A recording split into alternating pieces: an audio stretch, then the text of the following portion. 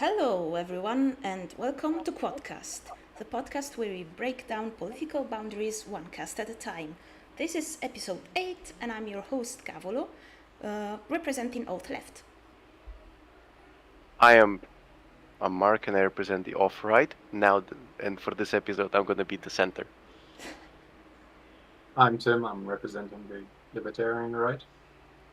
And I'm Lina, and I'm representing the libertarian left. Okay, in this episode, we're gonna start from a debate. Last episode, we were talking about degrowth, and we said that I wasn't ready for debating on that, so we would move it to this episode, and that's what we're gonna start from. But then we also have some news. Funnily enough, Mark and I chose the same piece of news, so we're gonna have a joint thing. Yeah. We will work on the understanding of the news, on which news sources we will do in further episodes. I guess so. I mean, I'm fine with this. The episode is gonna be less long, and that's fine. I guess so. Yeah, true. Or we need to have some kind of a deadline system now in an Excel spreadsheet. It's like, okay, guys, we need everyone to submit their news now. I know it's a month before the actual episode, but we need it now. I mean, I can't even get you guys to give me the news the day before, or the same day, but earlier. Because the Mercury is in retrograde. You don't get it. We are at the cutting edge. We have breaking news on this podcast. Oh yeah, sure. Yeah, exactly. And would the listeners be, how to say, enjoying listening to news that they already heard? Exactly. I guess. Well. Exactly. See, viewers, I'm doing everything for you. Yeah, I guess they wouldn't have heard of any of the things we were talking about last episodes because it's always like niche political things in different European countries, but yeah. Okay, so we could get straight into the debate. First of all, I want to say, Mark saying he's gonna be the centrist, like I wouldn't want that, but also it would be funny. But also, please don't make grill jokes all the time. All right, so unless I get some as well. Well, everyone get grill. Well, we're gonna be Midwestern today in this podcast. At least I am Midwestern today. I don't like that. Okay, so I'm gonna start with the definition of degrowth. I want to have a few minutes to argue my point, and then you can counter-argue, whoever wants to counter-argue. So the definition of degrowth is, I'm gonna also put it on screen. I have the source. That was some fiddling with the stuff. I have a source here from the website that defines the degrowth movement. And the definition is a movement that critiques the pursuit of growth at all costs, even causing human exploitation and environmental destruction. And so it advocates for societies that prioritize social and ecological well-being instead of corporate profit, overproduction, and excess consumption, in short. So the most common thing that people say about degrowth that it's only about regressing economically, but that's not the goal. That's like saying that degrowth, that's like saying that feminism is all about giving women privileges. That again is not the goal. So this is a common misunderstanding, and I'm sure Tim is gonna disagree with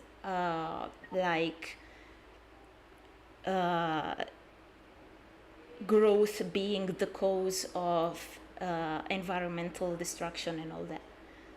So moving on, the proponents of degrowth do not believe in the myth of decoupling. which is, when we achieve such a technological advancement that we can produce whatever we want without impacting the environment. And we don't believe in, the belief that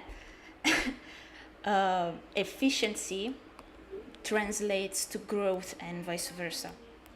I mean, we don't think that growth necessarily means efficiency. And we also don't think that efficiency necessarily means that it's better for the environment.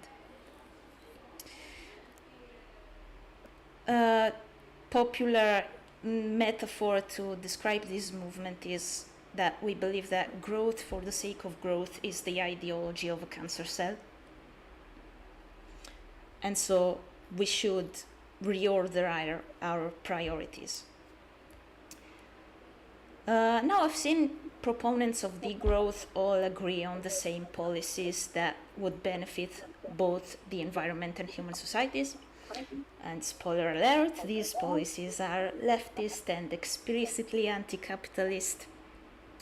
But I noticed also there is some indecision on how to execute these policies, and I think that's where Lina and I will disagree the most. After all, I doubt she sees the state as a viable option for, achieving degrowth.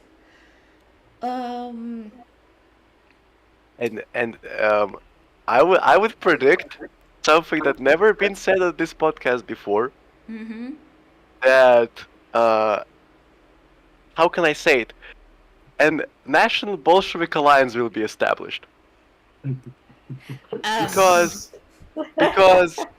Because funnily enough, I am the one, I think, on this podcast who thought the first that, like, technological retraction is kind of based. Yeah, right. I mean, the left and the right are at least, this kind of left. They do have a lot of Venn diagram there. There's a lot of overlap in the middle. Yeah. So, see, dearest viewers, this is what a horseshoe theory is in practice. Yeah, and once again, the right is sticking out their hand, and the left doesn't want anything to do with the right. This is why we will never have a national Bolshevist alliance between the far left and the far right. But I mean, they do. What are you fucking with Stalov? Sorry? What are you fucking with Stalov? Yo, do not bring Ustralov. Do not. That he's my biggest op ever. Do you know that he was a puppet? He was a Beria's puppet. I have a book. He was fucking purged, He was Beria's puppet. Everyone knows that. Everyone knows that from the grandmas to the grandpas. Everyone know that Ustralov and his Smenovech cartoon magazine. It was not cartoon, but was sponsored by the Soviet Union. And it was specifically done to basically catch stupid monarchists on that thing and say, oh yeah, come back, we're like nationalists now. And they come back and they kill them. That's the same thing that happened to like leader of the Russian Fascist Party, Rozayevsky, who literally wrote a letter to Stalin, said, yo bro, are we chill now? Like I know I stelled, like once I said that I would like want to eat your heart out right in front of your child, but like no hard feelings, And the Stalin says, yeah, bro, it's fine, come back. He comes back, he gets shot immediately. So I knew voting with Stalov's name would lead to a nice run. So kids, never listen to communists. Your history lesson is greatly appreciated. I haven't heard of this man before, ever. Ustralov was basically like one of a quote-unquote pioneer of National Bolshevism. He was not a pioneer. He stole it from Ernst Nikisch. Yeah, that's why I said quote-unquote. Okay. I see. You know the stuff. Good. Everyone knows the stuff except for me. Yeah, Cavolo. That's a question to you and your history teacher. Oh, What did they teach you? I had the worst history teachers, I swear.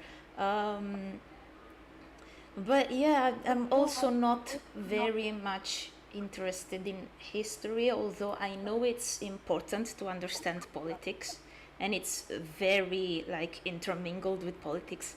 So I do like the aspects of history that have political connotations, but Okay. I also not interested in history itself. I mean, I struggle to remember names and periods of I can time. get that. I can get that. That's Yeah, respectable. Respectable. I understand that fully. That's the same thing I have basically. I don't really. I don't really like follow the like whole history, but I like, for example, that's why I like, for example, history of interwar Europe between World War One and World War Two, because that's when like all what we have basically the sense like the stones of politics that we have now had been born, yeah. right? And then right like 70s, 80s, 90s. Uh, this is also a pretty interesting time all over Europe. Yes. Yeah, So yeah, I'm also interested in that time, and ironically, we never studied anything after the Second World War at school. So interesting. Yeah. Right. I have like a blank for that period. I know nothing about it, although I'm very interested on it. I always like forget to, start studying about it because I'm very lazy. We spent like a quarter of the school year on that time period, and we didn't even get to the 90s, which is also 30 years ago. So I think they should teach us about Yeah. this kind of stuff, but they don't. Yeah, I mean, curricula should be updated for real. Like they're still not up to date, and it sucks. But yeah, uh, debate time. I've made Yeah. Right. my case. I did have some presumptions on the topic of degrowth, and so I'm glad that you gave us the definition to work with. Yes. And there's certain points I agree with. For example, I'm glad you guys don't believe in post-scarcity, which would be another term for, I guess, decoupling. I've never heard of decoupling, but Oh really, yeah, I've heard it used interchangeably with post scarcity. right. Yeah. I think decoupling makes it even more sound like our worldwide economy is like a mobile game, which is what Maybe. a lot of leftists believe, and I that's why I hate these kind of terms. But I think I mean, that's the term yeah. I've heard, so I'm just speaking from what I've heard. I mean, you could No, call it whatever. We mean the same thing. That's the important stuff. yeah, I didn't mean any offense. But yeah, post scarcity is a myth.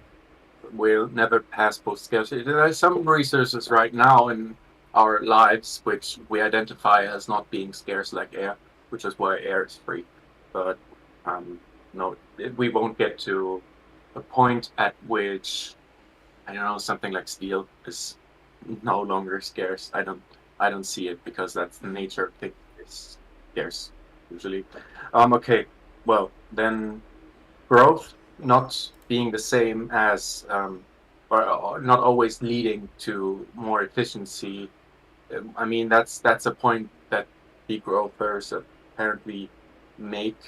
They might want to break the chain of argument which capitalists like myself employ, and I haven't given you my argument yet. I'm just picking apart picking at some of your the stuff you said. I guess I should pose my own argument first, but just to make this point, well, actually, I'll go through it right now. So history has shown, so this is empirical study of history, has shown that as a society progresses, and if you have a free market to support entrepreneurship, which means people investing their money, like they're foregoing present consumption in order to gain more future consumption, right? They're putting their money where their mouth is when they say, this idea is good. It will make this process more efficient, making it me able to help more people than my competitors in the market. Usually you work together with a lot of people and you have some competitors, but really this process is marked by cooperation. And this is why you need a free market to facilitate all this cooperation. We saw that in the Industrial Revolution in Europe, and it had a great effect on all aspects of life. Almost everything that people consumed then and consume now, it has been made more, it is being produced right now a million times more efficiently than it did back then. I mean, we don't need to, I mean, just look at agriculture, right? People just 200 years ago, they were like, I mean, they had eventually they had the oxen, right? With the, I'm not sure what this kind of machine is called. But the plow, that was a huge thing in the 16th century when they invented that thing. And nowadays we have these modern machines, right, going over the fields, and they use fertilizer, and they've got everything calculated to make it most efficient. And this makes us able to feed 8 billion people on this planet. In fact, if every piece of land was farmed as efficiently as American corn farmers are farming their crops, then we could support 11 billion people on this planet, no problem. So efficiency is good because it helps people use the same resources, right, to produce more goods, which satisfy more wants of more consumers, which is always good. Now, you can talk about population growth not being good, but we should also make the empirical observation. I mean, if we're going to make the observation, oh yeah, the population's grown to almost 8 billion, that's one observation than people did 200 years ago, especially in Europe, but this is a trend all over the world. And this is good. I identify this as good, and this might be a moral judgment, but it's to do with my personal philosophy, which I find congruent right now, which is objectivism. You can define this as good as or bad, but look, a lot people are living better lives now. I see no way, we can debate about this, but I see no way of discounting that. And so my argument goes like this: free markets enable people to find better ways to serve one another, which has been proven by history, right? They make production processes more efficient, which helps satisfy more wants of more people using the same factors of production. So that means labor. People need to work less hours, and they do work less hours. Less resources, right? You need less resources to make a certain thing, and people use less resources to make a certain thing these days. And lastly, I mean, there's also the factor of time, I guess, and well, capitalists is also providing factor of production. But the point is, these two, I guess, land is another factor. You can use less land to provide, for example, food for more people. All of these things are good. And so what the degrowthers are up against is this chain of argument, right? Growth enables production processes to be more efficient, and more efficiency helps more people. They need to break this chain of argument. So they will say things such as Cavolo said almost 10 minutes ago now. I'm sorry. I'm really sorry for going in this length, but I think it's necessary to understand my argument and the degrowthers' argument when they say, well, technically, growth doesn't always have to mean more efficiency. Well, sure. Technically, you could have a growing economy, growing GDP without more efficient processes. That could happen. It's just not what we've been observing over the past 200 years. And efficiency. I do have a counter argument against that, but I'll let you finish. Okay. So. Okay, I'll go first then. So the other argument you made was that efficiency is not always good for the environment. And so the degrowthers argue growth and efficiency, that's not always in the interest of the environment. And it's in the interest, that's the leftist talking point there, and of the capitalists and so on, to keep the status quo of growth at all costs, at the environmental cost, to paraphrase your argument. And I think that's ignorant of the fact that modern production of food, clothing, etc., is so much more efficient and so much better for the environment. We've seen more advanced civilizations become cleaner and a lot, well, more environmental in the process of industrializing, right? I mean, I live in Germany. 200 years ago, the Main River, where Frankfurt am Main, my city, is built has been built upon thousands of years ago, was black because all of the factories were dumping their wastewater into that river. Today, we can even find salmon there. There's salmon swimming in the Main River. That's a huge achievement. It was only possible because we enabled people to work together, form better. Well, I'm not going to repeat myself, but we got more efficient. Now we have production processes which do not necessitate leading toxic wastewater into the mine, and now we have salmon there. I identify this as good. This is my argument for growth. All right, so my counter argument, I'm gonna give you a few concrete examples. For example, you've talked about farming at the start, right? How technological advancement has made everything more efficient.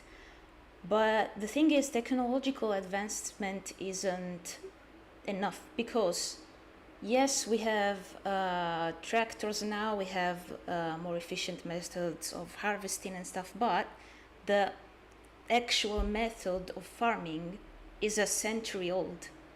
And there are new methods that aren't being implemented simply because they don't, generate enough money flow. So they don't generate enough growth of the GDP. Things like genetically modified crops that are more resistant to pests and all that, or that provide more nutrients. They are not being utilized because then farmers wouldn't have to buy more fertilizer and they wouldn't have to buy more pesticides, and that translates into less money flow, and that doesn't create growth in the GDP. You stated that there's people not employing a certain method of production because of GDP growth. That's simply untrue. Nobody cares about the GDP. That's like that's not what the businessman cares about. The businessman cares about profit and loss, and you could better believe that people will always choose the method which maximizes profit, minimizes the risk of loss, which is always a risk especially in agriculture. Okay, but then you're saying that the current method of farming is the most profitable, but also it is not the most environmentally friendly, because the most environmentally what are we friendly... talking about? This isn't like farm bill. We have a global economy with millions, billions maybe even, of plots of land being farmed. There's a huge number of techniques being used. Some regions have also, they're more situated for a certain method, while another region might be better situated for another method of farming. I mean, there's no reason to standardize this. Nor is there anything special about certain regions not using a certain, method of agriculture. Yeah, you're right that it depends from region to region. I was mostly talking about the West. The method is pretty much the same, actually, like across Western countries. And it's never changed for a century. Are you sure? I mean, there's countries that allow GMO crops more than others. There is special fertilizer laws, even in between European countries, even though the EU is trying to standardize all of that. In some countries, you can use glyphosate. In some countries, you can't. This makes a huge effect on farmers. Well, I guess those are regulations. We wouldn't have those without regulations favor of. But But Yeah, the that's why point we can make is, empirical observations in Europe right now because everything's overregulated. the point is, nobody, or at least very few farms, are using methods that allow the terrain to regenerate and be sustainable long term. Are you kidding? I mean, crop rotation was like the major breakthrough of the medieval age, and people are still using it in Europe to this day. I mean, if farmers in like pre-medieval Europe, they were farming the same plot of land, planting the same grain or whatever, and using that grain again and again for the same plot of land until all the resources were out of the ground and the ground was barren. Using the capitalist mode of production, people trying out new things, speculating and making profits, we found out about crop rotation, which made Okay, its way can to Europe, and now people rotate their crops, and it's better for the environment. I just interject? I know that crop rotation exists, and trying new ideas is not strictly a capitalist thing. Like you're Yeah, but you're in a taking capitalist credit for. economy, people who try ideas get rewarded when they're right and punished when they're wrong, which is good because we can't have people wasting resources They with useless experiences, they are not experiments. not Yeah, and they punished. should be using their own money when they're making experiments, don't you think? They are not punished when they're wrong. Right now, we use a Yeah, ton they of are. fertilizers to keep terrains fertile. If we were using more ecological modes of farming, we wouldn't need to use fertilizers. I think we need an agricultural list for this. Sounds like misinformation, but also, I mean, people need to work it out themselves. I mean, farmers are in a great situation because they have ownership over their land, at least in a better world they do. And then if you own something, you want to care for it. You don't want it to lose value because you deprive it of all its resources, right? So farmers in Europe, they have huge incentives to keep their farmland usable. And so they need to do what's right for them. I don't see how, I mean, there are no incentives for a farmer to destroy his own like plot of land, which is why capitalism is the best mode of production. Because if in any other system you would have someone who's detached from this property, right? This plot of land which needs to be safe for the environment or whatever, and they will make decisions using other people's money, which entail losses or profits, which do not come back to the person making decisions. How is this not the worst system of all? May I interject? Yep, go on. Okay, so one theoretical way in which this new mode of production, not the new method of production, is not being used, even if though it is more efficient, is because it is not able to be mass produced yet, and so it cannot be mass adopted yet. Now, what I propose is obviously worker democracy, where people will look into what methods we are currently developing, what scientists are working on, and obviously choose the workers who choose to use those profits Okay. in order to support that research, in order to make that method mass productable. Yeah. And so to eventually adopt it, the more ecological method. This does also means that we shouldn't have regulations cutting this kind of development. Fucking statist. Bruh. And It's this all also like that's means it. that the state doing trying to force this kind of thing will just cause more issues, because what if there's a more efficient way that the state doesn't see? I mean, state can't Right. can Yeah. found I agree research, with but a lot.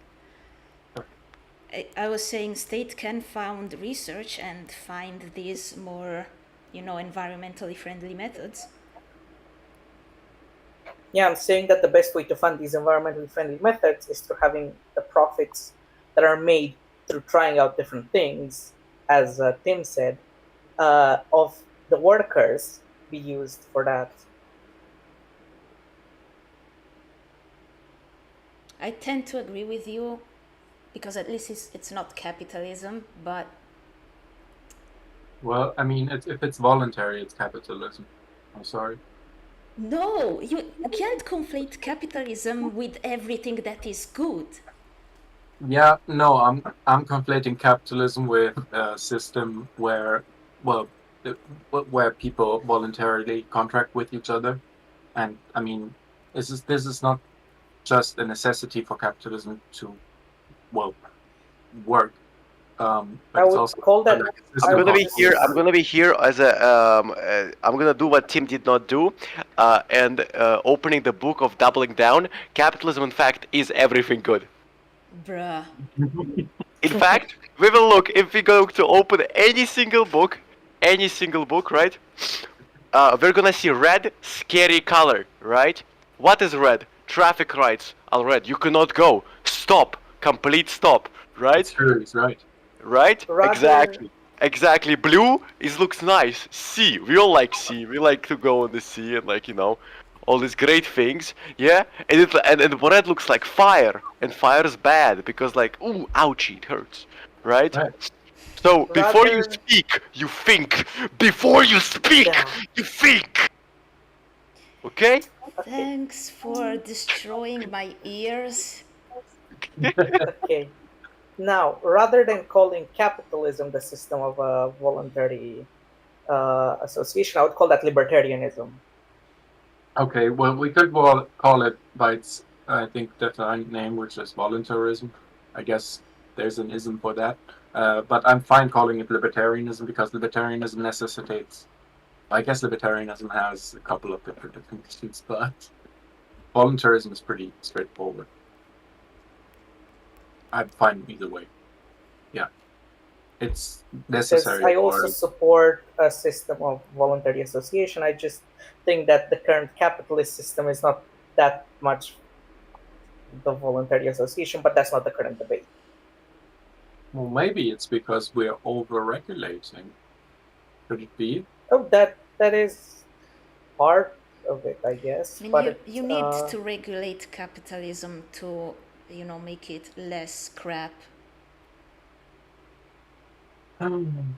If we were in a different system, then we wouldn't need much regulation. We would still need define different system. Define different system. I know, Yeah, workers. if we were all in gulags, we wouldn't need regulation, right? We could work Yeah. 13, No, I mean- 14 hours, I mean- fine, no labor laws or anything. I mean workers owning the means of production. I mean, if we had... Yeah. What, through a state? You. I mean, yeah. So did we get back to the actual topic at the hand? I think you did say something about, not implementing certain methods of production might be motivated by, GDP not growing. I actually talked about this. I did say GDP, but also it is also in the capitalist interest to just use the thing that sells the most. And since that sells the most. Yeah, to gain. But we're talking about It is- methods of production, so you should be, as a profit-seeking entrepreneur or businessman, you should be seeking the manufacturing process, which entails the lowest costs to you, Could you right, and produces the product with maximum, I guess, market value. could you repeat that, because I couldn't understand the first part? Oh, sorry. Well, we're talking about production processes. We're not talking about actual products. We're talking about processes in order to make a product. And it's absolutely in the capitalist's interest to minimize input, maximize output. I'd argue not always, because sometimes it is more profitable to go against that. May I point out some example? Yes. There have been economic crises, specifically the Great Depression in Romania was an overproduction crisis, where everyone was overproducing, the prices plummeted, and nobody was making a profit anymore. Yeah, overproduction doesn't come out of nowhere. People don't magically decide to produce too many goods. I mean, they're doing fine, they're producing at the rate of consumption, and then suddenly everybody decides to, we're going to produce twice as much. These years, and then there's a crisis. No, this has to do with monetary policy, and there's numerous examples of this in relation to the Great Depression, and also numerous other crises, including the Great Recession in 2008. Yeah, I Yeah, could it was go a on a bad tangent time. here, but I don't. I don't have the time. Guys, don't you all like? I think that unpopular opinion on this one, but I think that like always like when like economy, when there's like bad things happen in the economy, like that sucks, man. Of Yeah. course. Average centrist. Like all I'm saying is that last time I was going and I wanted to buy me a pint in my near pub, and in the luscious rains of Scotland, and when I come in, and me bartender asked me, "What do you want, mate?" And I say, "Me a pint," and he says, "15 quid, mate." I bloody fall on the floor. 15 quid. What am I buying? Queen's Peace, for God's sakes. Absolutely crazy. Am I right, lads? Am I right? Hey, this regarding that theater performance. Catholic did say something, and then Lina came, made her argument on economic depressions. What was your argument again, Cav? Because there was something in there I wanted to respond to.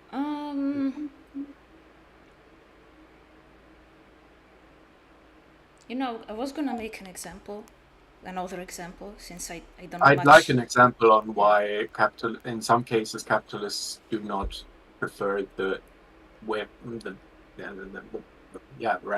way of production that minimizes input costs. Like, for example, I've already made this example, though I don't want to seem redundant, but the thing about planned obsolescence, you're using more materials to make more of your product because it's gonna, last a little, and yet you gain more profit, so you keep using more resources.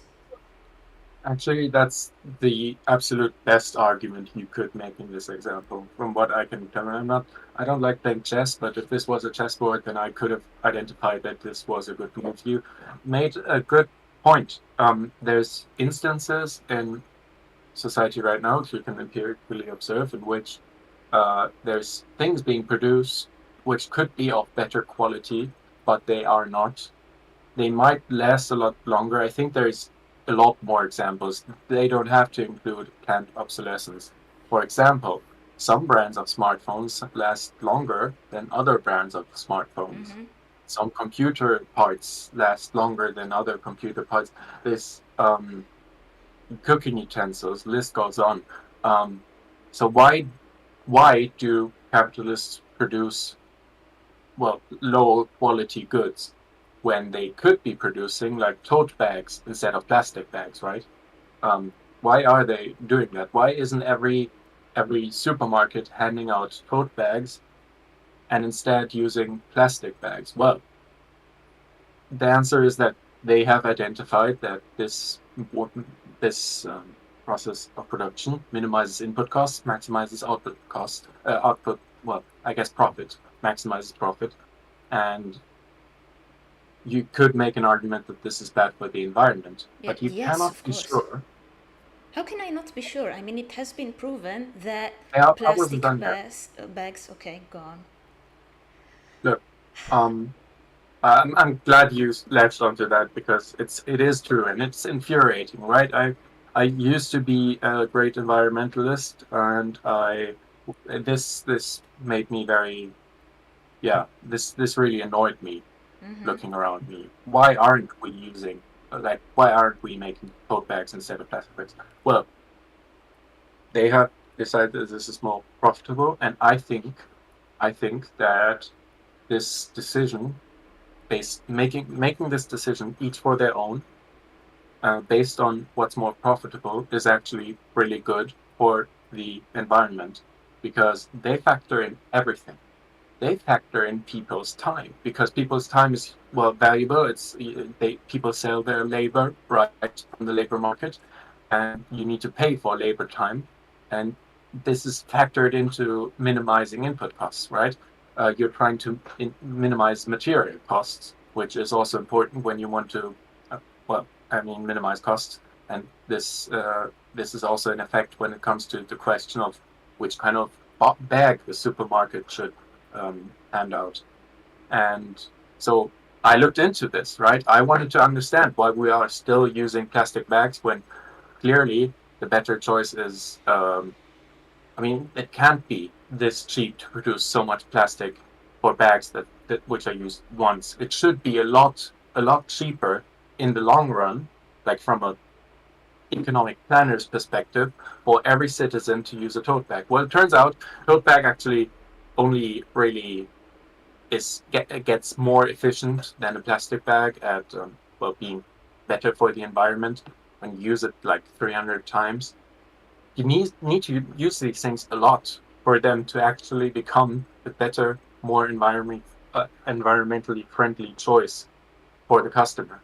Because turns out, and the capitalists understood this. The executives at the supermarket chain knew about this. This is why they like to offer plastic bags for free. Because it turns out that cotton is really hard to grow. It's really water intensive, and so you know about this. And then you need to transport the cotton. You need to spin it. You need to make fibers out of it. And you need to weave the tote bags. Turns out this costs a lot of time, which people could be using to, cure cancer or protect the environment by gobbling up garbage from the right. People are going around beaches, right, using these long sticks to pick up garbage. This is stuff they could be doing, but instead they're making tote bags, and I think it's good that capitalists are making the decision against. I could argue the with a same. production which waste people's time and waste resources. May I point out that the only reason this is the case is because tote bags are not properly mass producible yet. Right? Okay. Yeah, okay. but his point was that these bags have to be used like 300 times before they become more environmentally friendly. Yeah, but being able to mass produce them easier means that they're more, will obviously mean that they're more environmentally friendly to produce, which means that the 300 times factor is going to become way lower. That is and true. They will become more efficient. But also, I saw this argument coming, and I could ask the same thing: why are these oh my god, I forgot the phrasing. Like you said, why are they making these kind of bags when they could be, cleaning beaches and all that stuff? Why are they making then plastic bags when they could clean beaches and all that stuff? I mean, that's all this false dichotomy. People can do a million things, and they choose to do the things they do every day because of prices.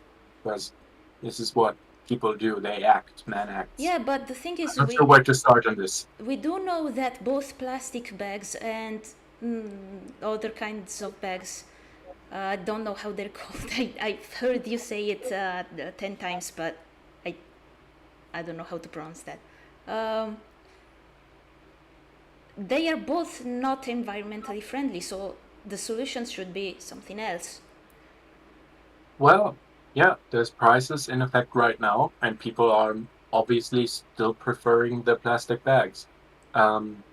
This is an argument for, I guess capitalism being best for the consumer because the consumer has consumer choice, but also I think it's also you should be thinking about, well, why are people identifying plastic as a cheap solution, meaning a good solution? Why are people identifying plastic as something that's good? Well, I think it's because it saves them time, and it saves them, the people who produce the plastic, it saves a lot of money. Of course it saves them time because it's mass-produced already. Less resources are being wasted. Sorry. I was saying, of course it saves them time because it's mass-produced already. I mean, capitalism is kind of has a thing that resists new ideas, because the ideas that You're have. kidding me. Are you kidding me? Can I finish? Have you studied That's the kind of Can I- history crazy. of Can revolution I in Europe? I finish? You can. studied That how our is cities kind were of stupid. transformed. Sorry. Can I finish? Every time I start a sentence, you yell at me. You never let me finish a sentence. Damn it. I'm sorry. Oh my god. Tim, say sorry now. Yeah, he said sorry. Moving on. Okay. I have this belief that capitalism resists new ideas because the things that have already been mass produced are easier to produce, and therefore new things need more resources to catch up to the things that are already mass produced. Yeah. Have you studied history? I mean, take a look at what happened when Deng Xiaoping liberalized everything in China, right? You went from a planned economy where there was no change, right? People were still living in the same houses in the 80s that they were living in the 40s. They didn't have the large cities, which grew over 30, even, I mean, with some cities like Shenzhen, you saw skyscrapers 20 years after this town was like, I mean, still fishing village. It's crazy what people can do when they're just allowed to work together on their own terms, which is the system of free market capitalism. To argue that capitalism is resistant is somehow change, like punishes people for inventing new ideas, is mind-boggling to me. That's why I interrupted you, and I'm very sorry. But don't you see that the empiricist study of, well, human progress clearly is at odds with your argument? Also, before Cavolo speaks, I'm sorry. I will even say that like my whole critique of capitalism was because it is due to its like uncontrollability of progress. Bruh. Yeah. So like that's what I was saying. They're like developing too much. Like calm down. We don't need all of these innovations. We cannot handle them at our level. Right? May I give you the actual based solution to this argument? Come on, say no statism. Come on, say the line. No, it's because the reason why Cavolo thinks it resists progress is because it takes a lot of time to actually go from someone inventing a thing to that thing being mass adopted en masse, even if it is going to be more efficient long term. Because, well, you're gonna need to invent machines that produce it properly and everything, and that takes time. And that is shown even in, for example, AI, which has existed. It's been the same technology since the fucking 70s, 80s. It's been the exact same technology. It's just that nowadays we have the equipment to use it en masse. And do you want to know the real dirty truth behind all of this?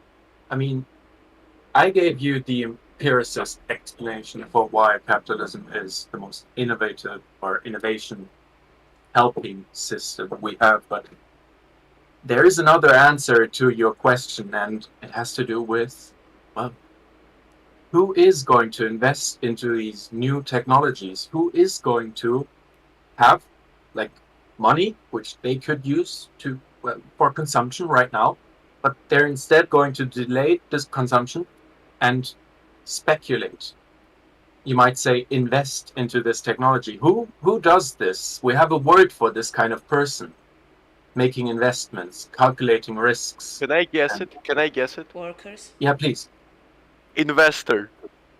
Well, yeah, investor or capitalist. That's Oh. basically where the definition of capitalism comes from, right? Yeah, and the That's a thing is, capitalist if the society. workers own the means of production, then they are both workers and investors, and they Yeah. can decide things democratically instead Yeah. of giving power of just one person to decide which is the most efficient thing to produce.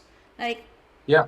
I think if more people democratically decide what is the most environmentally friendly thing to do, then we would get there faster than with the capitalist method, which is to, hope that one person invests their money in a new idea that maybe will save the environment. Right. So you've at least accepted my point of efficiency being good for saving the environment, and I May I agree. add a detail to what Cavolo said? I think that this is also the case because the average person is going to be much more affected by the environmental changes than the rich people. And so the Yeah, average person is going to push harder for changing the environment for the better, as long as they actually believe in climate change and stuff, you know. Well, I mean, people do care about their backyards, right? And if you have a couple of people living in a village, they run the co-op. The co-op is well producing pollution, but they try to manage it as best as possible because they care about their own village. It makes sense to me. All of this is not in contradiction to free trade or voluntarism or But utilitarianism. may I see how it can be in contradiction with that? If you have a capitalist that is just owns this land, let's say he owns like 20 factories, does he really care deeply about each and every factory as long as they keep producing? Does he care deeply about the communities over there as long as they keep producing? And that's where guildicism comes in and makes him care.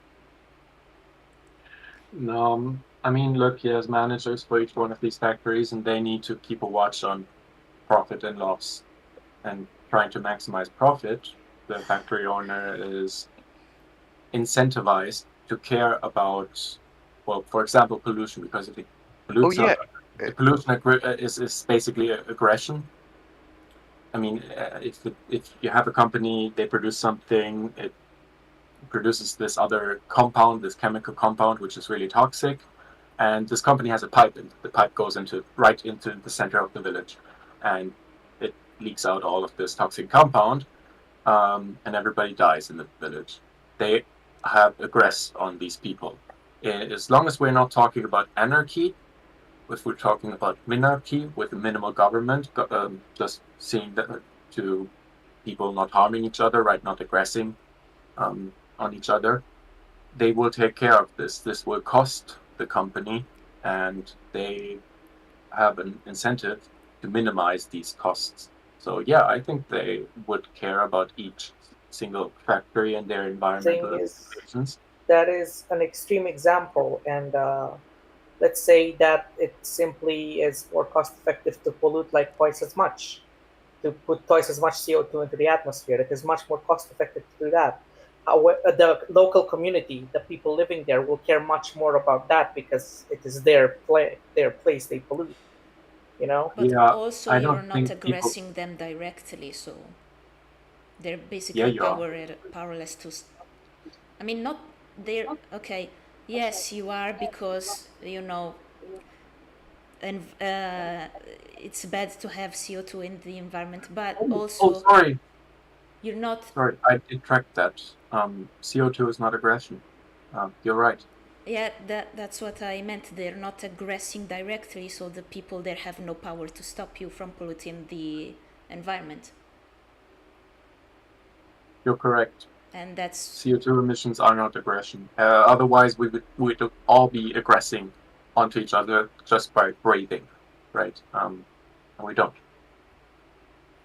CO2 is a special case, but I'll just start by saying that but people generally don't care about where they produce the CO2. I like to breathe in my own house even, so I'm practically polluting my own house. No, I mean, CO2, that's the crazy thing. The atmosphere of the Earth mixes every 2 years. Like if you have emissions in some part of the world, it's going to be all over the world within 2 years. This problem of CO2 can only be solved by a CO2, or we can trust it to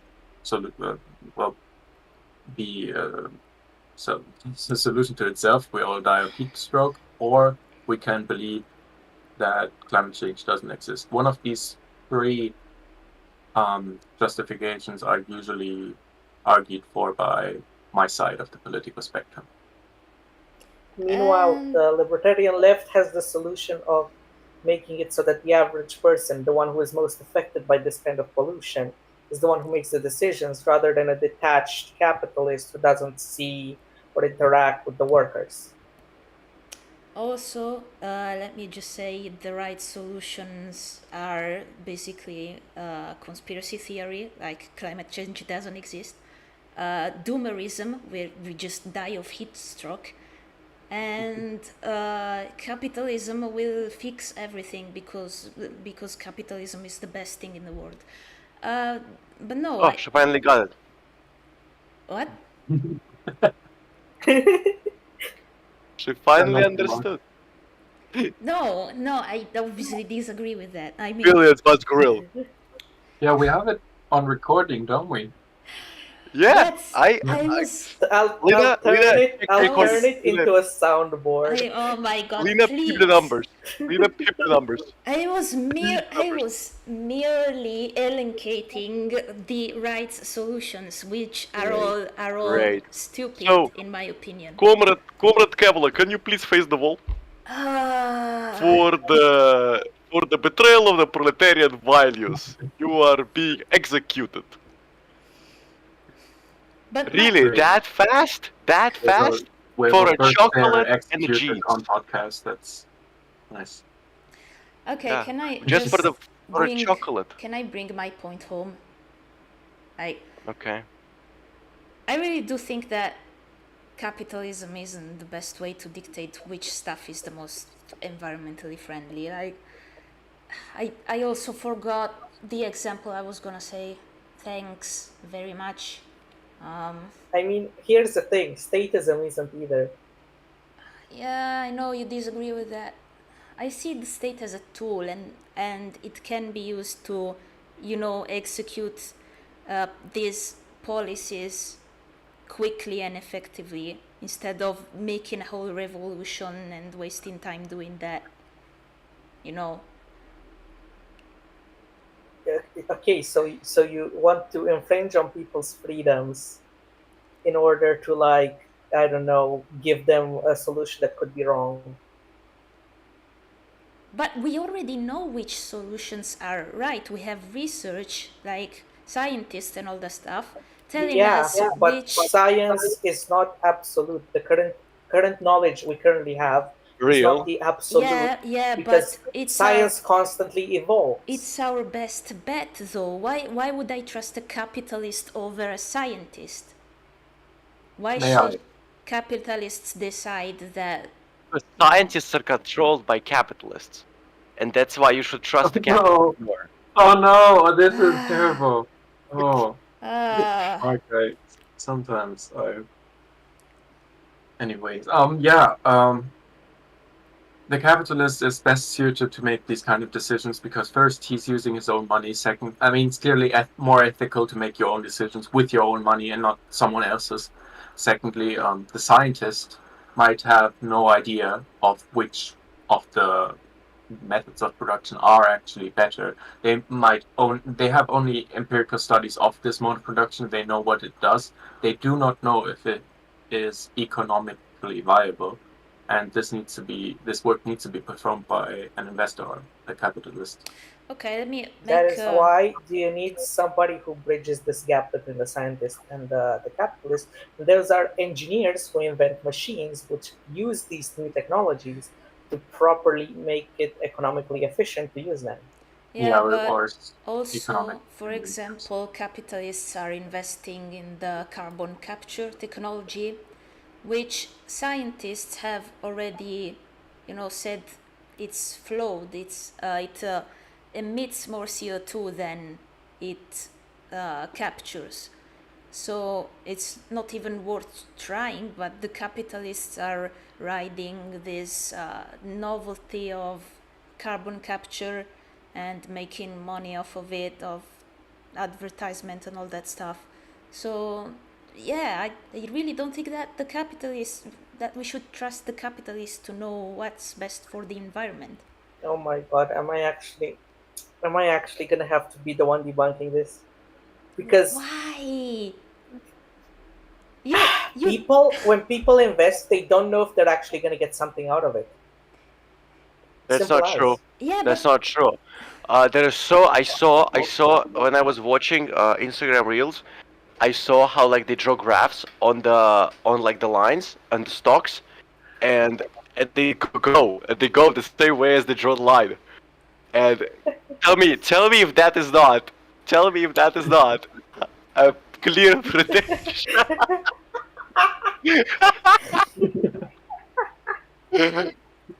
Another liberal destroyed with facts and logic. which which brings me to the reason why these capitalists are investing in this carbon capture, and that's to avoid actual solutions to, stop emitting. Like, instead of stopping the CO2 emissions, of, taking steps to avoid emitting CO2, they invest in the carbon capture so that they can emit more CO2 and emit as much as they want. That's the thing. So they don't have the interest of the environment Thing in mind. is, they're gonna No, be they don't. they're going to be investing into that in the hopes that it does become efficient, because, well, not every single capitalist is like actually smart, and they don't understand that the science is against that kind of technology. Yeah, and how do we avoid, that through worker ownership of the means of production? Because then there's not just one stupid person that takes the decision because they don't know about science, but there's a group of people reaching a consensus democratically on what's the best choice. Yeah, There's federalism within the economy, yeah, guys. So the investor, this is actually happening right now. So don't be scared. But they are investors, and we couldn't be glad that they are doing their jobs when they are reading the research papers and making suggestions to a wealthy capitalist to make investments in some industry. And so this is already happening. This is no problem. There's just, well, some observations in which you might not care for the capitalist decision. Why are they building capture plants when this technology is, by some researchers, has been discredited by some researchers? Well, they might have their own motives, but they're always motivated not by ecological viability or something, you're correct, but by economical viability. And this, I think, is often the better choice for the whole of humanity, because if you have a more economical solution, it saves resources flat out. It doesn't make the save or the minimized use of a particular resource. It doesn't set priorities. It just minimizes input, maximizes output, and I think that's good. I think we shouldn't prioritize CO2 as a factor of production to be minimized, or I guess a factor in the production, because it's actually something you dispose of. But I don't think we should pick out certain things to be prioritized when making decisions on production methods. Okay. We should let people who put their money where their mouth is. I'll tell you Would you why like to interject? I'll tell you why I do think we should prioritize some things. Because, you said we all emit CO2, that's right, but some things emit more CO2 than others, and a certain level of CO2 in the planet is harmful to the planet. And so, since we already know that the CO2 emissions are the number one cause of climate change, and we are in a climate crisis, and we must act in the shortest amount of time possible, we should prioritize the minimization of CO2 emissions. Not only that, but the about 50% of emissions are owned by like the less than 1% of people. Yeah. I think it's foolish to pretend to know what's best for all of us. I think we should follow the market, which is a collection of thousands, millions of individuals making choices, billions even, because we have a population of, let me say, billion. I think it's better to trust this hive mind of innovation instead of making priorities now when we don't know everything yet. But I May think I okay, they are. interject? we might not know everything yet, but we do know for sure that CO2 causes climate change and it's bad for the environment and we should cut it. Like as soon as possible. It's a matter of time. Go on, Lina. Does the market really involve everyone, if not everyone is involved in the decisions over what method of production to use? That 1% is involved in what method of production to use for 50% of carbon emissions.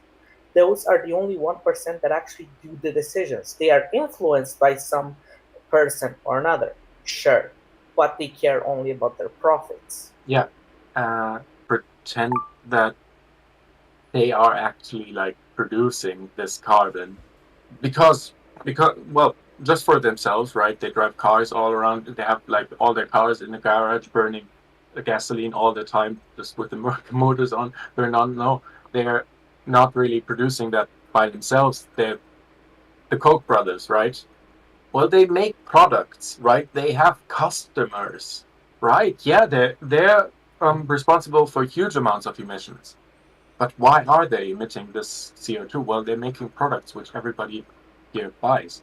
I don't think I should be able to go into a store and buy a pack of milk, which is going to entail huge emissions and so on, and then pretend like the store owner is responsible for these emissions. No, I am, by my market decisions. So yeah, I do think No, everybody is I involved in this think network. I think the capitalist is responsible because he can just decide to invest in cleaner method of production that don't produce CO2 as a byproduct. Well, That is a why don't choice you? that capitalist can make, but they don't because it costs more. Well, I think you're immoral for not buying from a producer who does the kind of things you would like. But if Because you should everyone, be supporting the kind of people of you're course I just should, describing. of course But you I don't. should. So why are you doing that? Well, I I mean, do I think the guilt support. is really on your side when you decide to make a purchase which you don't stand behind because of your morals. Well, of course, people should stand behind their morals and support things that are actually produced in a clean, environmentally friendly manner. But there are so few companies that do that.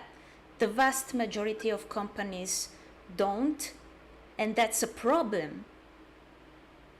Not only that, Those are guilty of producing CO2, and that's a problem. That's a systemic problem. Shifting the blame on the consumer won't solve the issue. but the consumer is incentivized to buy these products because they are cheaper. Yeah, This is their own. This is in their own interest, and the thing is, they are not actively involved in making the decisions. They are not.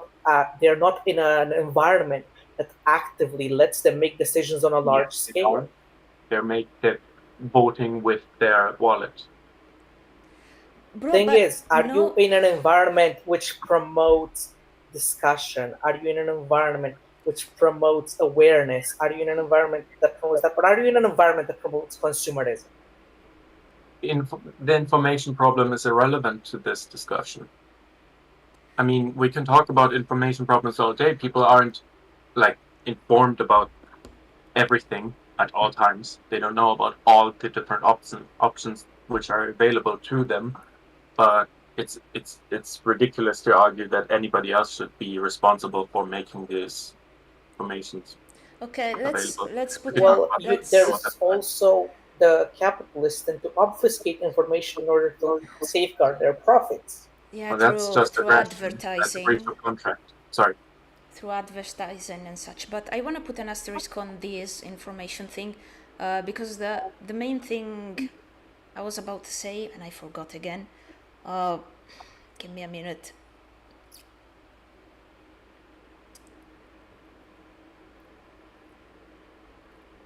Uh,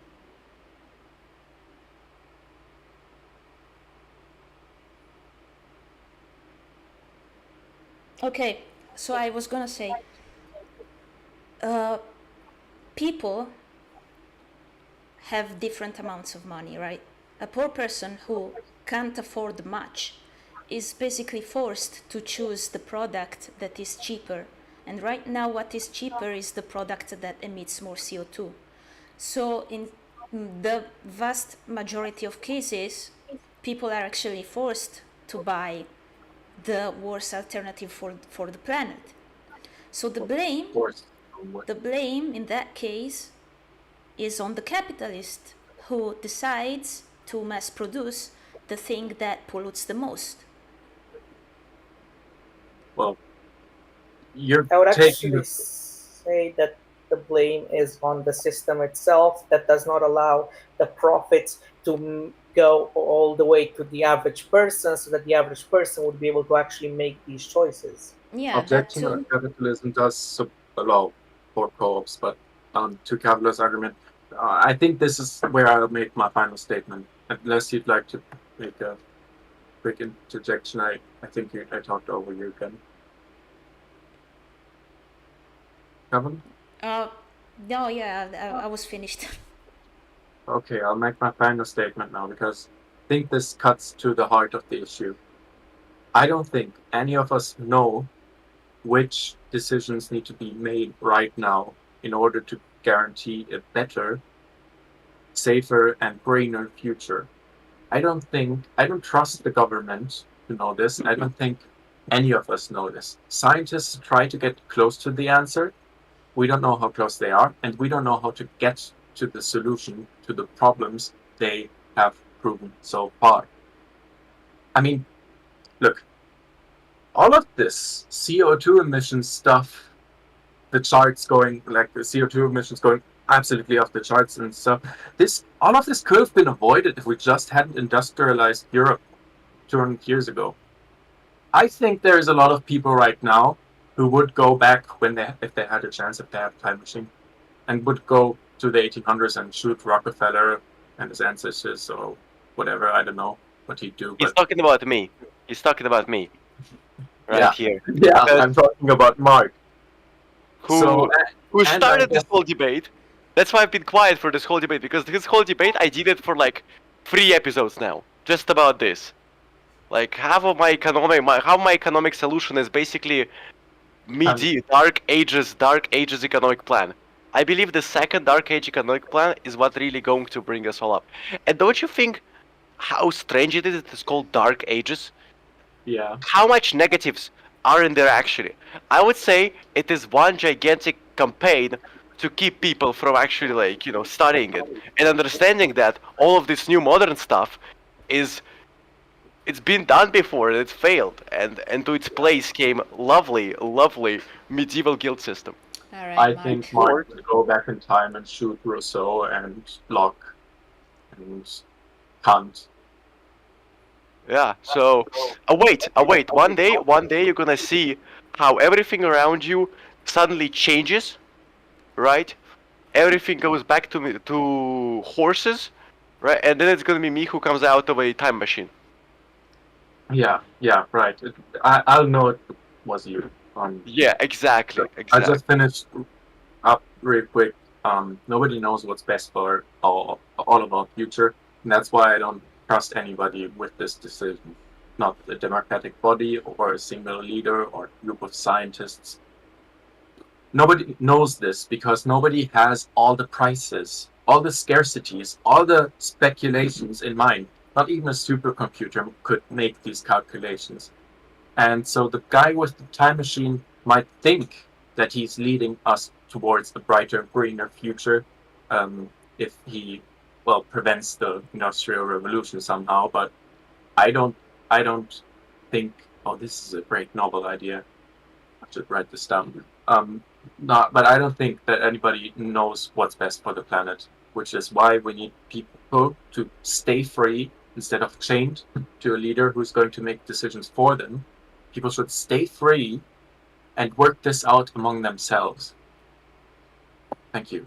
Because I don't think we'd be living in a brighter and greener future if we had prevented the Industrial Revolution. I don't. I think we live in a much better world as it is today. May I kind of make my agree with it, but finishing at the other statement time, I kind of agree with after? this. Lina, Alright. your statement, so I can say mine. Alright. I believe that the best way to actually address this is to give the power to the masses, to give the power to the average worker, to make sure that every single person who works, who is involved in production, makes the decisions over how the production happens, to make sure that information is free, accessible, there is no obfuscation at the hands of a few billionaires, to make sure that we have overall freedom from a state, from a leader that chains us to his ideals, and to overall make the best decisions that are uh, for each person, for each individual, because only through federalism on federalism down to the individual can we truly be free. Well, my statement, I disagree with Tim that nobody knows what's best for the planet. I think the whole scientific community doing all the possible research to figure out what is the best way to save the planet. I think those people are the closest people to the solution, and we should at least head into that direction instead of letting billionaires decide what's best for the future. And I also agree with what most Lina said, except for the part about the leader of the state chaining people to his ideals and stuff like that. I mean, the state is a tool. You can use it to execute Tanky policies. arguments. You can use it to execute policies. Otherwise, I don't know. I don't think that anarchy is efficient enough. I mean, you would have to make a whole revolution to go against the state, and that's a waste of time. This is an urgent thing. The climate crisis is an urgent thing. So, I mean, it's kind of unrealistic to go against the state. We should use the state as a tool to, do the things now, act now. So yeah, that's my statement. Now, centrist, do you also have a statement? Yes, I do have a statement. I mean, he already said that he wants to go back in time. Come on. But in all seriousness, I would say that I would say the partial,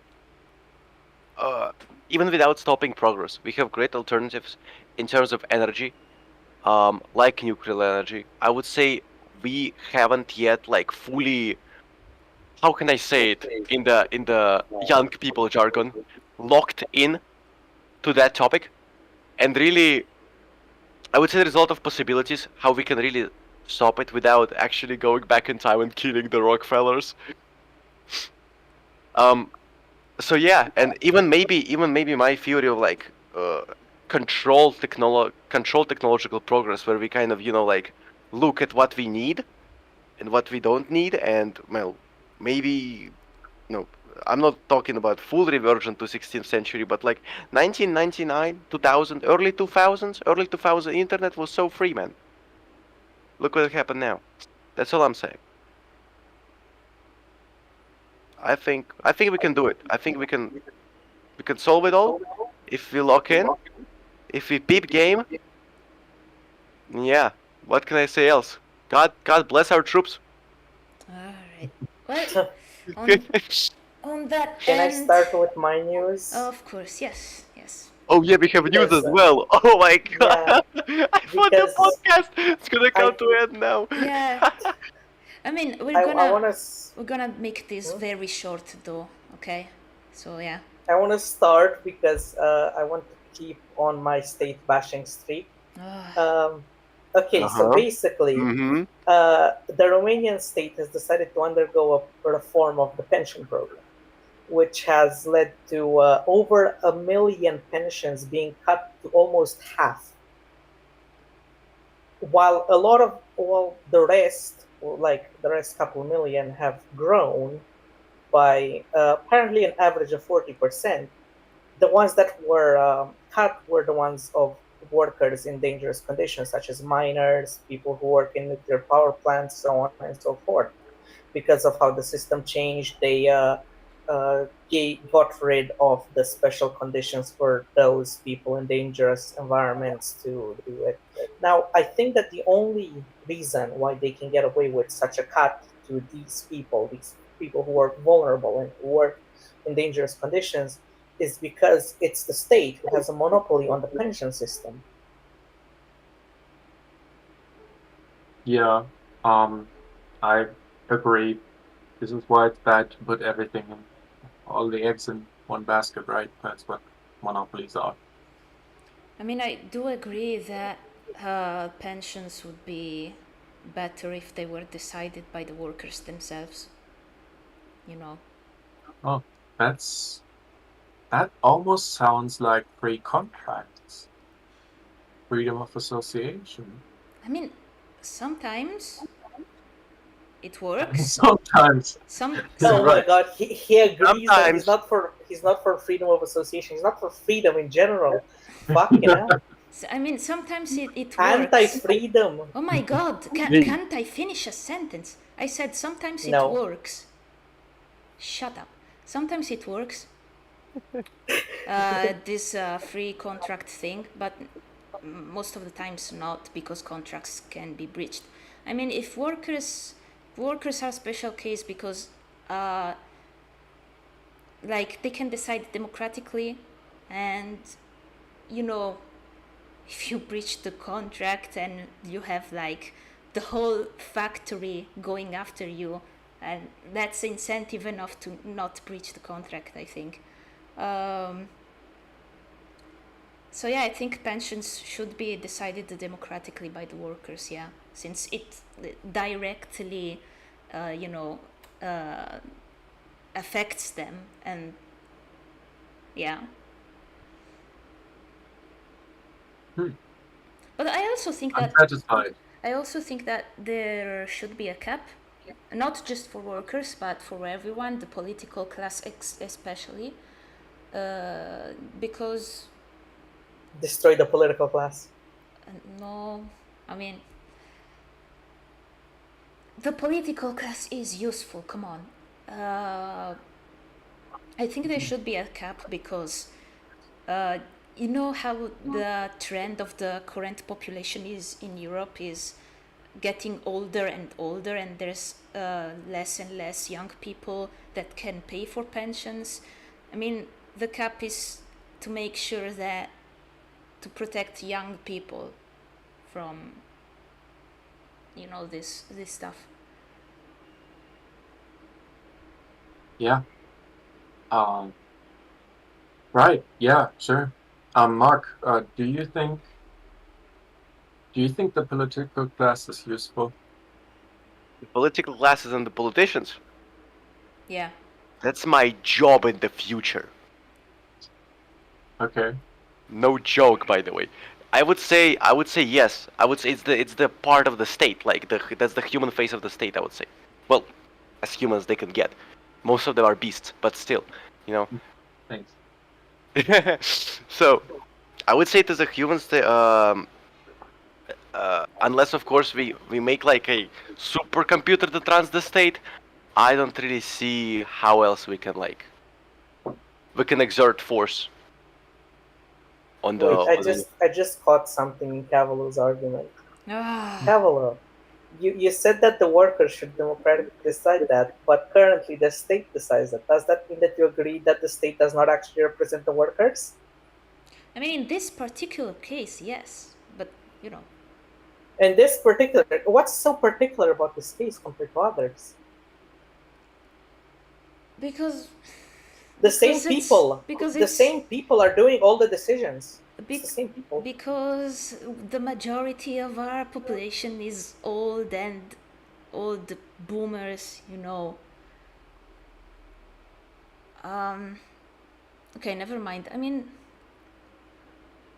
the political class is old, is what I'm trying to say. And whose fault is that?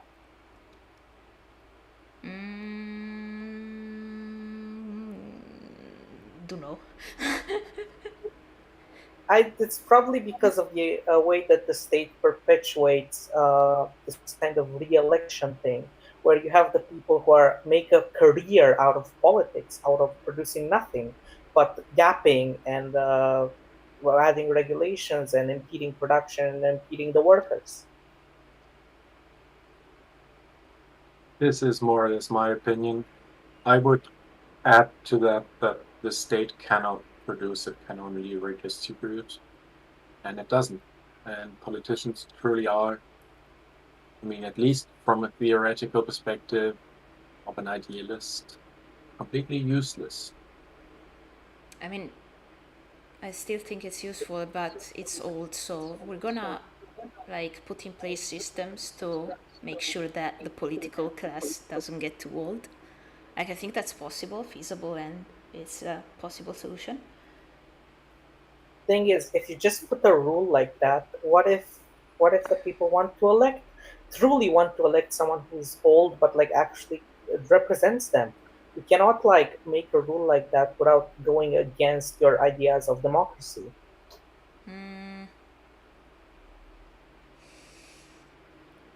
I'm so close to saying something that The, nobody the likes. the internal contradictions of your system are currently collapsing in front of your face. What are you doing? Wake up, Cavolo!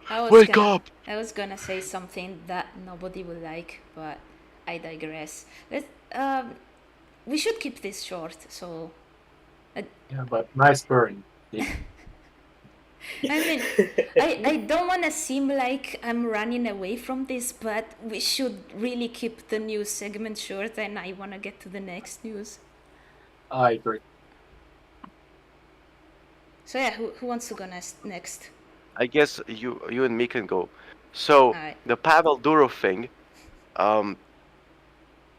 So he, as I understand the whole this like situation, is that France is doing a sneaky one by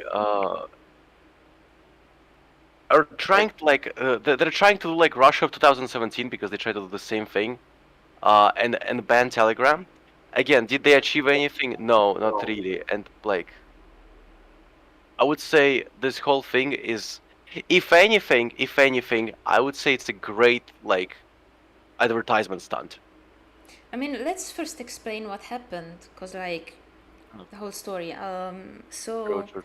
The EU started an investigation on Telegram, the company, and its CEO, Durov, I think the name is. Yeah. Yes. And he was arrested in France because of this investigation, because he's accused of not declaring the whole number of users of Telegram to avoid the stricter EU regulations on platforms that have over a certain number of users. And he's declared that Telegram has 41 million users. I guess so. I think it was million, yes. And some investigations have found that maybe it's more than that, and so he's at risk of being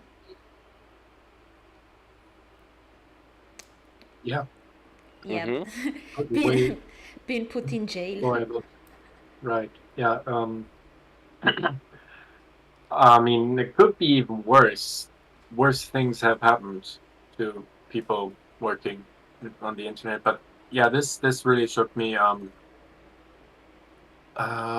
mean, look, of all the governments like towing the line on, well, sure, privacy is important, but the state needs to keep an eye on bad actors and stuff.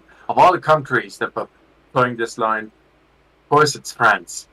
Of course. I mean, it could be my country, but I'm glad that they get to get the brunt of the deal with this. My country would have done this, I'm pretty sure. if France didn't. Yeah, I mean, I do think the regulations on large platforms are needed, to protect the users.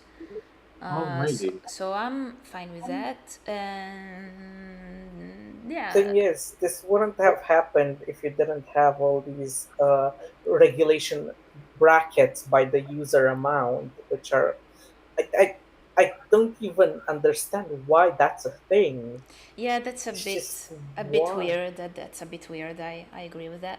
But yeah, I do think regulations are needed. Mark, your opinion? You were Yeah. saying? Well, I would say that again, as I would tie it into my other bundle of news, and I was like, it's over. It's over. It's 9:30. I cannot sustain a single sentence. I would say that regulations on such things like a user base and like governments need like control everything. I would say it's just gonna lead to more untrust in government. It's gonna lead to more secrecy from the government, right? It's gonna lead to, I would say, even more devious things in the net, right? Because people are trying to hide. There's better ways, and some bad people gonna exploit it in the end, right? So I would say I am largely against like big media control. Of course, if there is like a sufficient threat that maybe like I don't know, every 25th person on this particular social website is a I don't know, a terrorist searched internationally, right? Then yeah, I would say we can raise some questions to the guy and ask like, well, what's up, right? But besides like, if it's not that, I would say that like it's just not worth control, because well, if you try to control something, you clearly want to hide something, which makes people want to investigate into you more, and there is bigger mistrust between the government and the people. I So yeah, surprisingly agree about that last part, especially. I just feel that government. I always say that the government is not an angry grandma. It's a friend. I would say in the end, kind of. It's a framework of support. Yeah, that's what it's supposed to be. So yeah, and it's an Yeah, so then organism. why is it oppressing people, huh? Well, why don't you do something about it? I mean, we are doing something about it. What exactly? Activism. Activism, okay. Does your activism involve any grilling, perchance? Any cooking? No! I didn't think so. And man, let me tell you something. Do I want to grill? We had some nice grilling last week near Frankfurt. It's nice. Real. That's what I call activism. Being active Right. outside. Yeah, exactly. Yeah. I do real activism. Not terribly successfully. Maybe a couple of flyers got handed out. It's are we done with this story? Yeah, Should we I go think on so. to the next? Yeah. Yeah. Yeah, I mean, it was a huge piece of news. Yeah. Yeah. Also, the fact that Mark mentioned terrorists being like in the hypothetical of the platform full of terrorists, like that's a nice segue to the next news. Oh yeah. Right.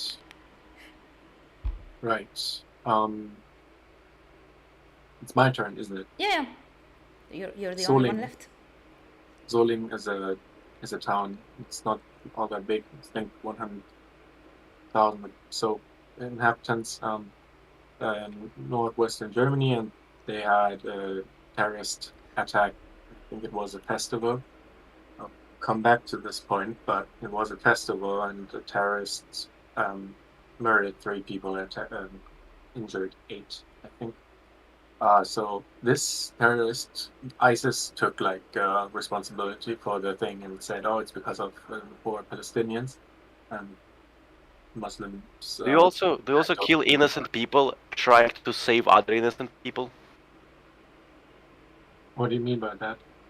Because wasn't that like because that's what the ISIS tried to do, because like they think that Palestinians are like completely innocent, and so they go and stab people in the street. Yeah. Sorry, I don't follow you. Well, I guess right. This is just ISIS being ISIS. But Yeah, they yeah. Mhm. So it was an asylum seeker, came here 2 years ago and was supposed to be expedited back to his country, which is how the law works in my country. And it sometimes comes to this, that some people are actually told to have to be relocated back to their country because their asylum, Yeah. I guess, Works like this here what's too. that called? Sorry?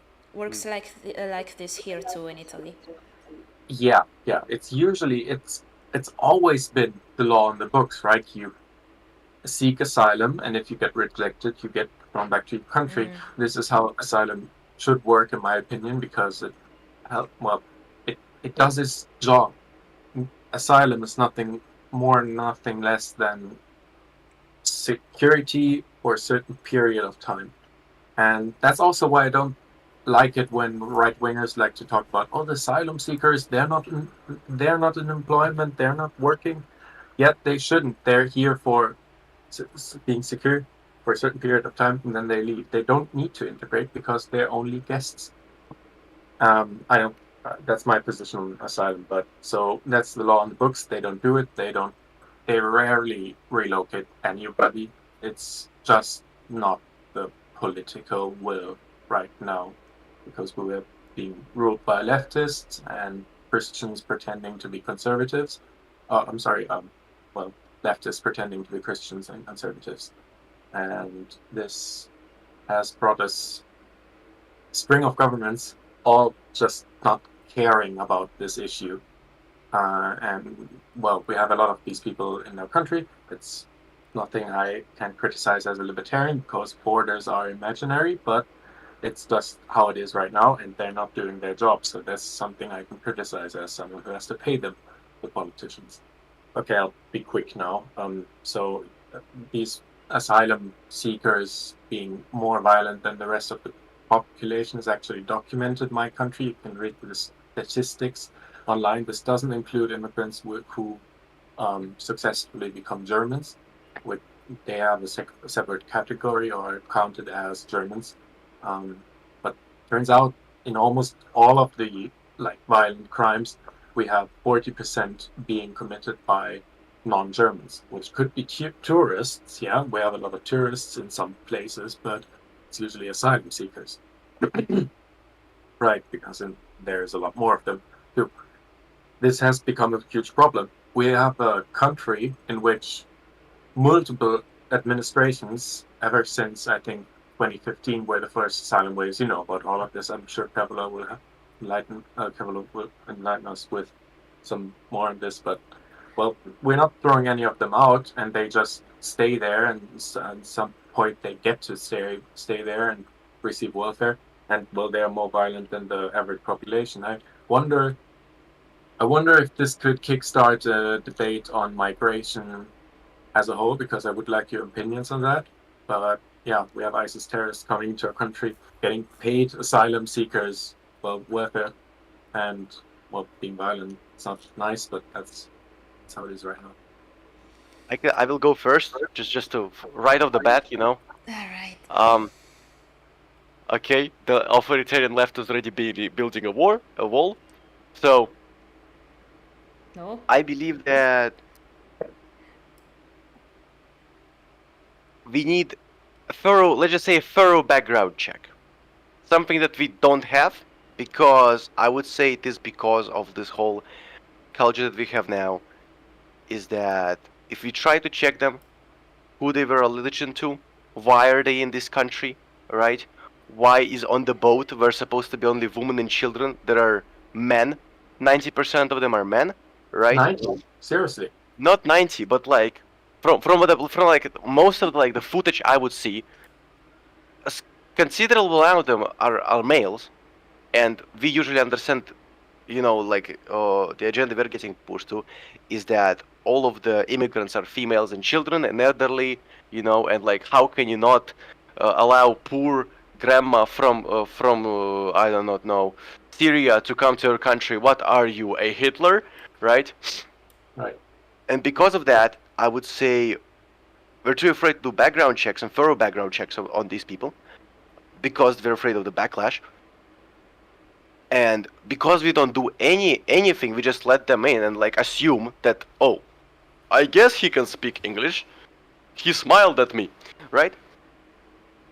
And then this happens, right? And we all again throw our hands up and says, "Oh, how could have this happened? We gave him everything, money, a place to sleep, a job, and now he goes and kills a person. Well, holy moly. Hoobly boobly, how did that happen?" Right? And we kind of don't understand that, like, that we literally give them base of operations. We give them funds, we give them base of operations, and then we also give them a possible alibi for them saying, "Oh, I was at the job. I don't know what you're talking about." Right? I would say this is like, it's a big issue. And we need to really like get onto it.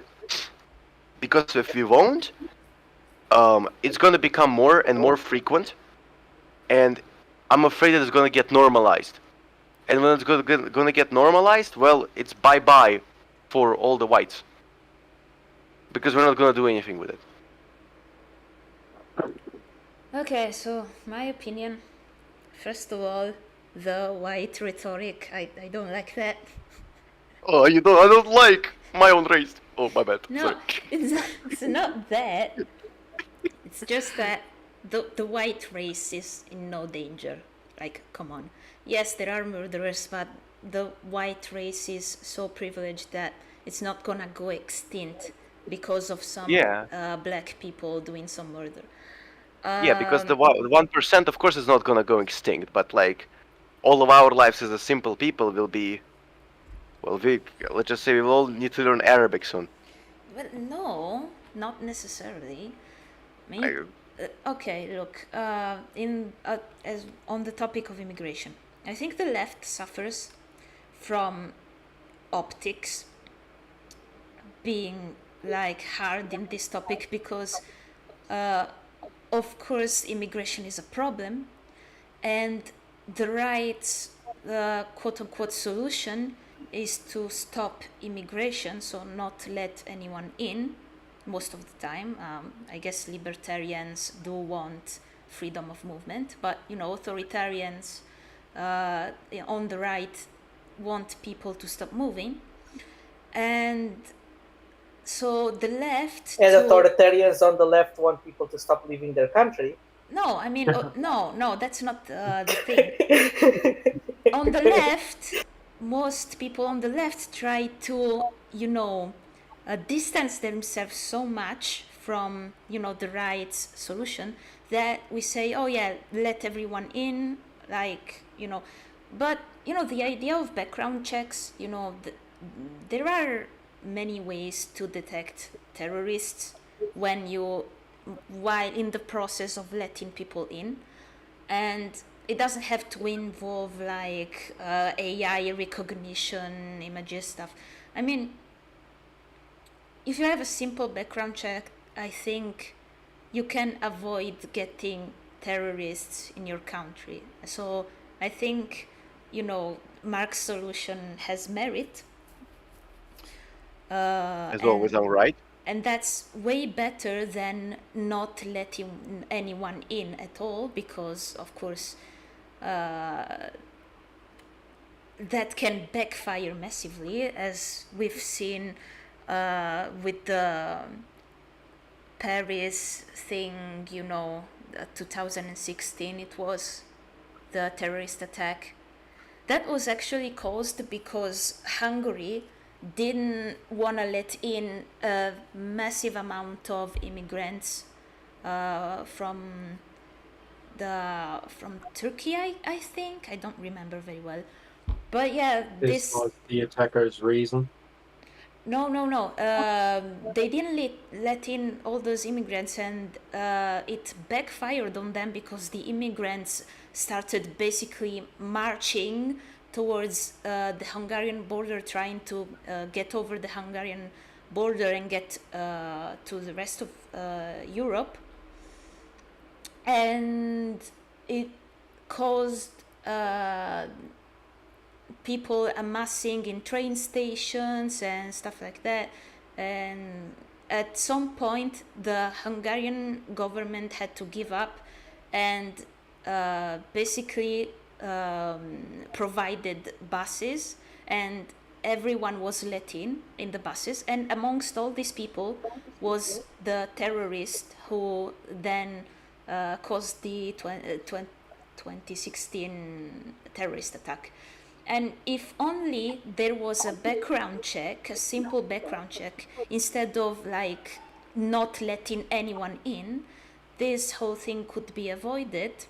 You could have caught the terrorist before he would get to France, and you would have let in all the thousands of normal people who just wanted better opportunities by moving to Europe, to the rest of Europe.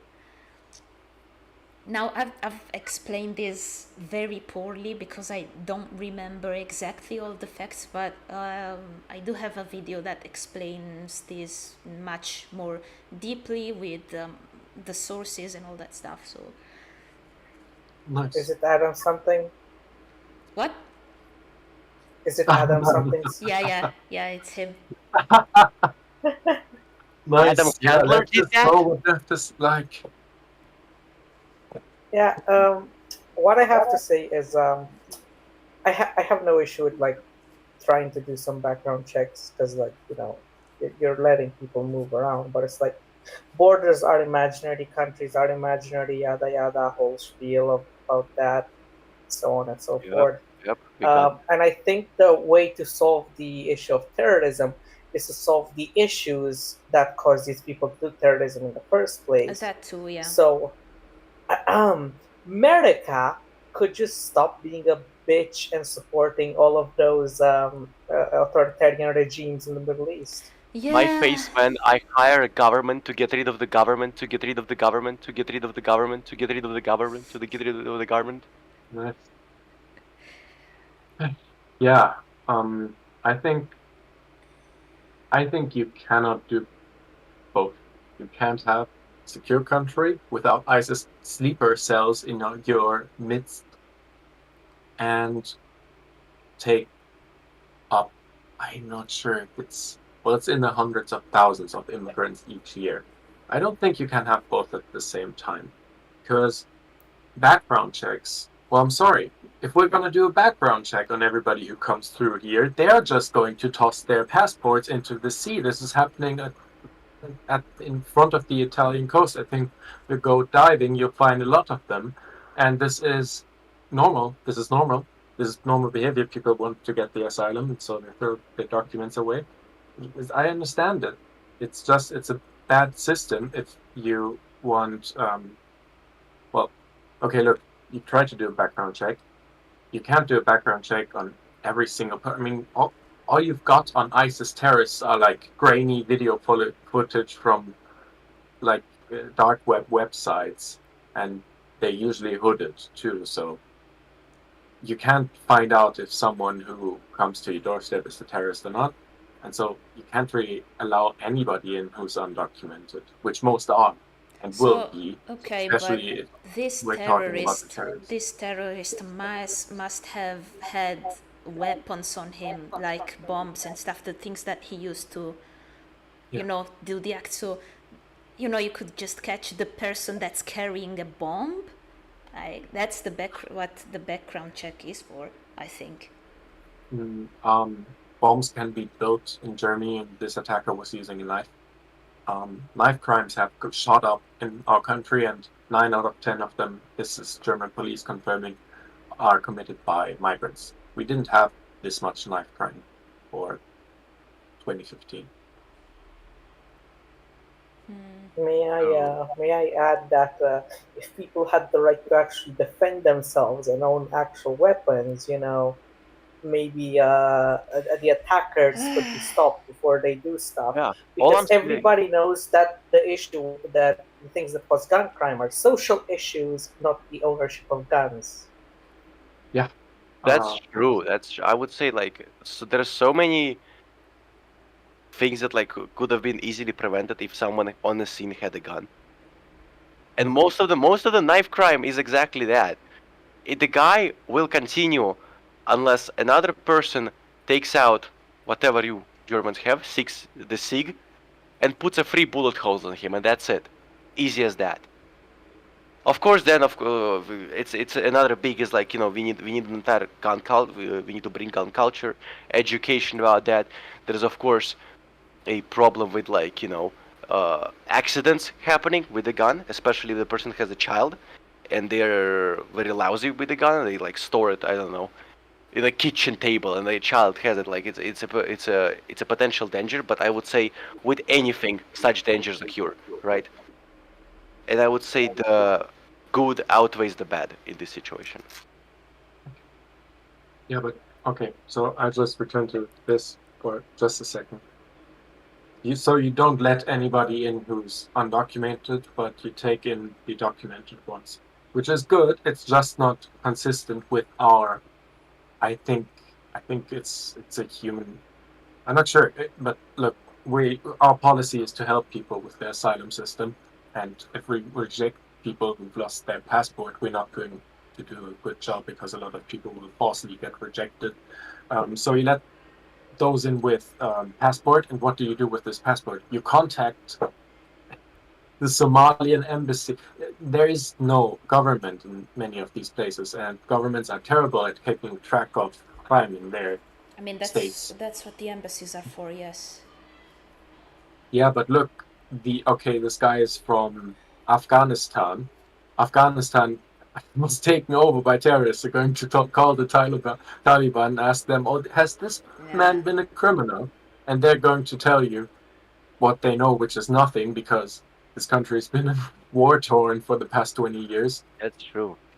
I can already see the diplomat from like Germany talking to diplomat from Taliban.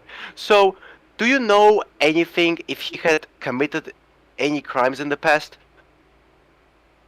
Well, I mean, when I looked at him, he didn't look like he had bad thoughts. And I asked him, would you do bad thing? And he said, I won't do bad thing.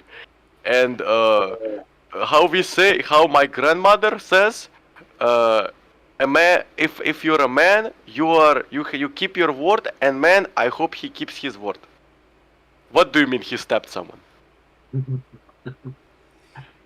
Yeah, basically. That's pretty much it. Yeah. What do you mean he stabbed someone? The honor of his family is more important. Look, so as I was saying, I think it's impossible to guarantee security and let enough people in order to qualify as an asylum system. Because if you would guarantee that nobody entering is a terrorist, as some countries do, like Japan, or I guess the US used to, if you would confirm this with every person coming in, then you could only accept migrants from places with functioning governments. And guess what? Those aren't eligible for asylum. At least if we say asylum is for migrants of war-torn countries and not just economic migration. Well, it is a complicated issue. Yeah. I guess I haven't developed like much of an opinion on this topic. Like, yeah, I do have opinions, but it's very hard to find a solution. The only thing that would fix all this, like 100%, would be if the US would stop selling weapons to, terrorists and all that stuff. And But you don't understand. They call themselves them freedom fighters against the big bad governments. And I goddamn believe they're freedom fighters in they goddamn Syria. I know them freedom fighters. They say freedom in their name. They won't lie to me, would they now? What do you? Yeah, we supply them people, you know, them boys, the Talibans. That's what I say. They're against that commie shit. You will see. Kabul will have Coca-Cola advertisement tomorrow. Sir, They're sir. against that commie Democratic People's Republic of Korea shit. You see, it has democratic in their name. The fucking Democratic Party. Sir, the second tower has been hit. What? Well, goddamn Talibans. That's what I've been always saying. There's something salty about these guys. Yeah, Mark is being based for once. If the hating America grind is something it's something of my profession, as one can say. But yeah, we have no influence over the US, so Yeah. I mean, let's see. Like it's also like who does it, right? Who knows? Maybe I'm Joe Biden. yeah. Who knows what happens behind that camera? You speak way better than Joe Biden. I'm sorry. Yeah. Wait. There's one word that defines America. You forgot to say my fellow Americans. My fellow, the president. I welcome here the president, the president of Ukraine, Vladimir Putin. Welcome, Vladimir Putin.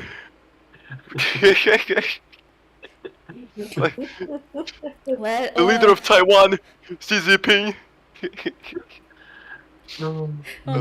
He knows what we don't. He knows what we don't. on that note, I think we should end the podcast. Finish up. Yeah. Yes. Yeah, Final remark. I believe in my heart that Kamala is Brad, and I'm voting for her. Brad Summer, guys.